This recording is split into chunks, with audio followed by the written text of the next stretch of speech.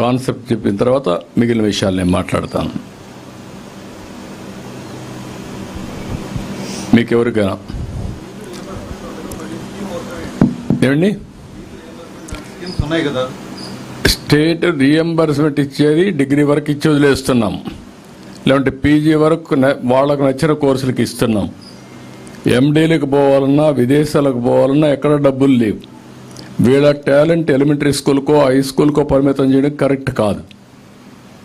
ఈరోజు డబ్బులుండే వాళ్ళు 50 లక్షలు 20 లక్షలు 30 లక్షలు పెట్టుబడి పెట్టి best universities in the world పంపిస్తున్నారు.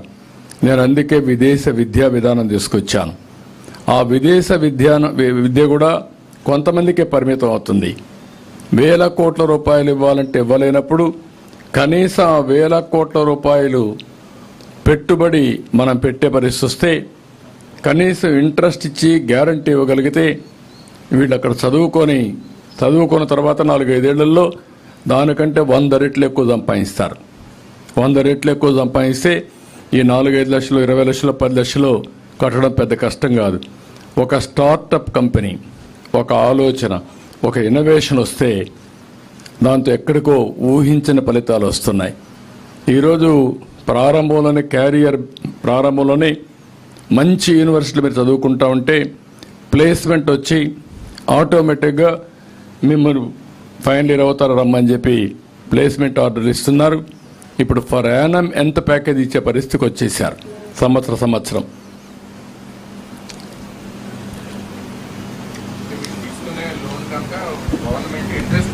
ఇంట్రెస్ట్ పే చేస్తుంది, గ్యారంటీ ఇస్తాం, వాళ్ళు ఉద్యోగాలు వచ్చేది అది రీపే చేసుకుంటారు. మళ్ళా మామూలుగా ఉండే స్కీములు అవన్నీ ఉంటాయి. ఇది ప్రత్యేకమైన స్కీమ్ అనమాట. అబోవ్ దట్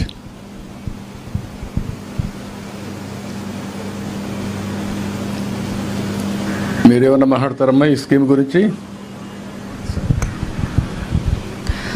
నమస్తే సార్, నేను ఒక IT professionally one of the top ఎంఎన్సీస్కి వర్క్ చేస్తాను. నేను ఈ స్కీమ్లో రిజిస్టర్ అవడానికి కారణం, మేము ఐటీ ప్రొఫెషనల్ అయినా వర్క్ చేసినా రోజుకు ఒక కొత్త స్కిల్ వస్తుంది.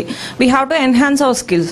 సో ఆ స్కిల్స్ ఎన్హాన్స్ చేయడానికి ఇంటర్నల్ సర్టిఫికేషన్స్ కొన్ని కంపెనీ ప్రొవైడ్ చేస్తుంది, కొన్ని ఎక్స్టర్నల్ సర్టిఫికేషన్స్ ఉంటాయి. అవి కొంచెం ఎక్కువ కాస్టే ఉంటాయి, మోర్ దాన్ 1 lakh 2 lakhs ఉంటాయి ఆ సర్టిఫికేషన్స్ కంప్లీట్ చేయడానికి. సో అవి కంపెనీ నుంచి ఫండ్స్ రావు.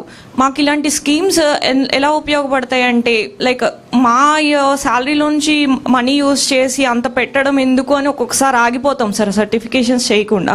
బట్ ఈ స్కీమ్ ద్వారా మెల్లగా రీపే చేసుకోవచ్చు అండ్ వితౌట్ ఇంట్రెస్ట్ కాబట్టి మాకు చాలా బెనిఫిట్ ఉంటుంది. మా ప్రొఫెషనల్లో కూడా మేము ఇంకా పైకి వెళ్ళడానికి ఉపయోగపడుతుంది sir. Thank you so much sir ఇలాంటి ఆలోచనతో ముందుకు వచ్చినందుకు. ఇంకెవరన్నా మాట్లాడతారమ్మా మీరు? Anybody want to say anything? Girls.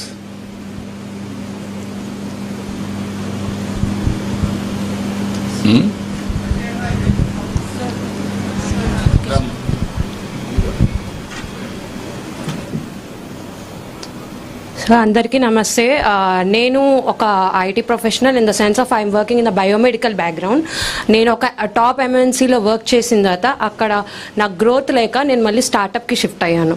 So ఇక్కడ ఏంటంటే ఈ పథకం అనేది ఓన్లీ ఐటీ ప్రొఫెషనల్స్కే ఉపయోగపడుతుందా, లేకపోతే ఇంకా అదర్ దాన్ మనకి ఓన్లీ ఐటీ ఇండస్ట్రీ కాదండి, ఇంకా చాలా ఇండస్ట్రీస్ ఉంటాయి. Like I'm working as biomedical, agriculture, networking, చాలా అంటే చాలా ఉంటాయి.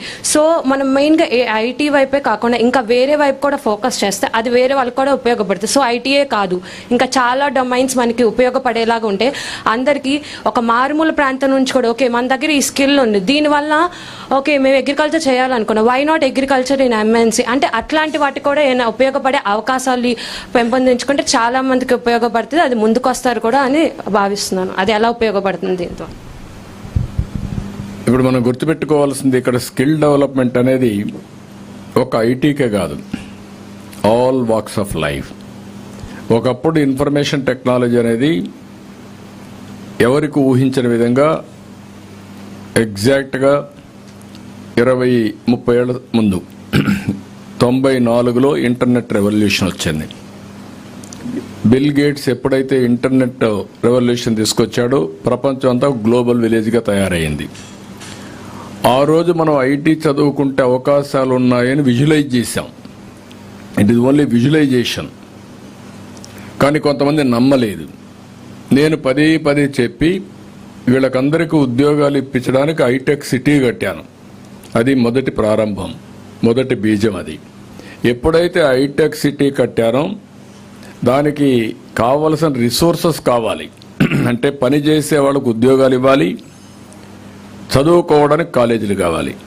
అప్పుడు బ్యాక్వర్డ్ ఫార్వర్డ్ ఇంటిగ్రేషన్ మొదలుపెట్టాను. మొట్టమొదటిసారిగా నేను అమెరికాకి వెళ్ళి 16 రోజులు ఆల్ ఎంఎన్సీలు, మీరు చెప్పే మల్టీనేషనల్ కంపెనీస్ అన్నీ కలిశాను. 14 రోజులు అందరినీ కలిసి మన స్ట్రెంగ్త్ ఏంటో, మీ శక్తి ఏంటో ఆ రోజు నేను ప్రపంచం మొత్తం గుర్తించే విధంగా చెప్పాను. వాళ్ళందరూ మేము కంపెనీలు పెట్టడానికి ముందుకు వస్తామని వచ్చారు. దాంతోనే ప్రారంభమైంది హైటెక్ సిటీ. తర్వాత నెంబర్ ఆఫ్ కంపెనీస్ వచ్చాయి. అదే సమయంలో ఏ విధంగా చదువుకోవాలి మీరందరూ? ఎక్కడ కాలేజీలు ఉన్నాయి? లేవు. అప్పుడు 30 కాలేజీలు 25 కాలేజీలు ఉన్నాయి.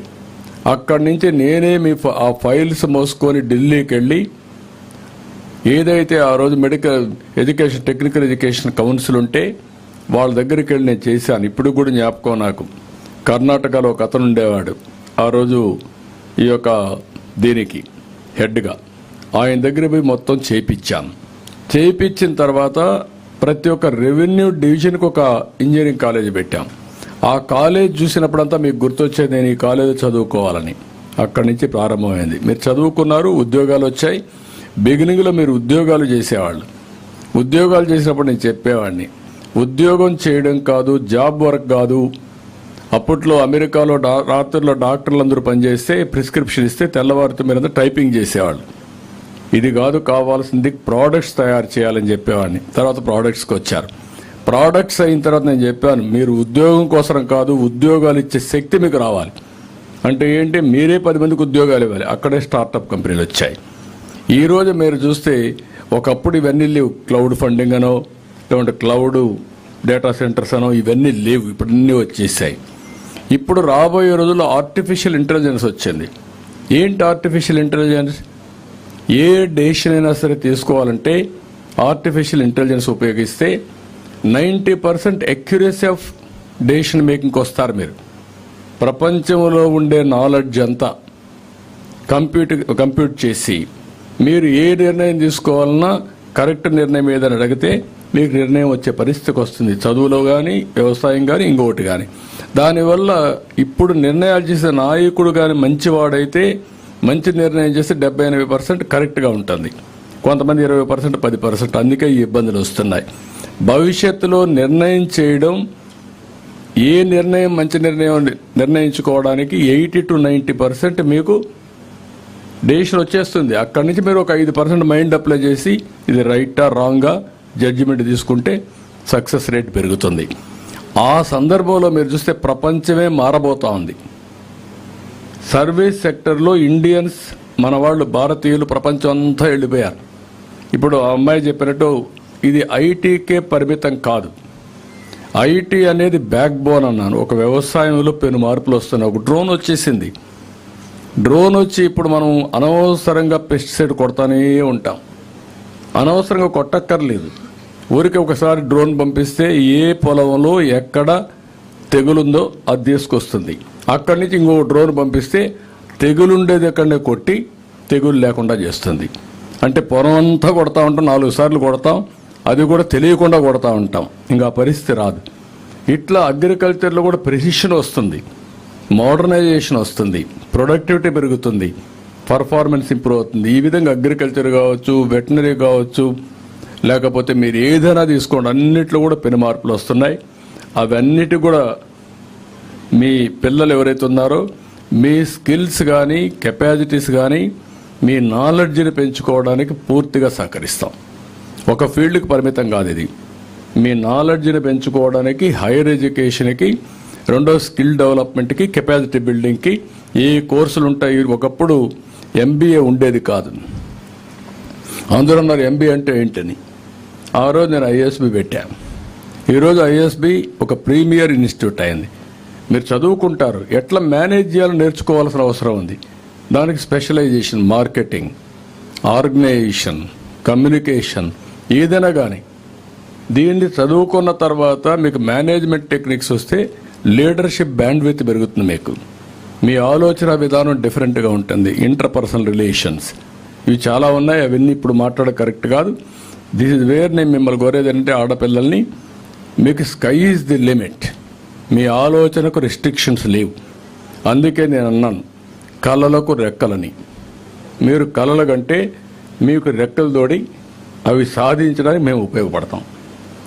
అంటే మీ ఇంకొకటి కూడా ఉంది మన వాళ్ళల్లో, 10 రూపాయలు వచ్చిన తర్వాత స్వార్థం పెరుగుతుంది, కింది వాళ్ళని మళ్ళీ పైకి తీసుకురావాలని ఆలోచన చేయరు.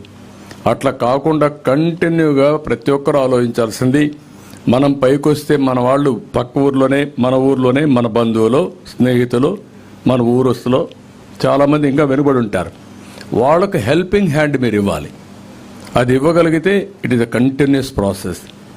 ఒక ఊర్లో ఒక 100 మంది తెలుగు వాళ్ళు ఉంటే ఇంకొక 20 మందిని తీసుకపోతే ఆ అవకాశాలు పంచుకునే అవసరం వస్తుంది. ఇవి చాలా వరకు జరుగుతున్నాయి, ఇంకా మనం తీసుకెళ్దాం.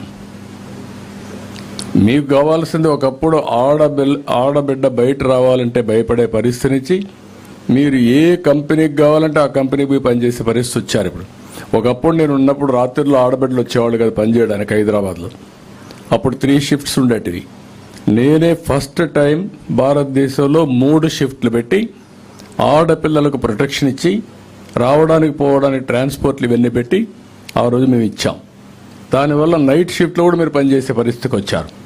ఇప్పుడు ఏ కంపెనీకి పోయినా మగవాళ్ళ కంటే ఆడవాళ్ళే ఎక్కువ పనిచేసే పరిస్థితికి వచ్చారు. ఇదే ఒక ట్రాన్స్ఫర్మేషన్ ఇది.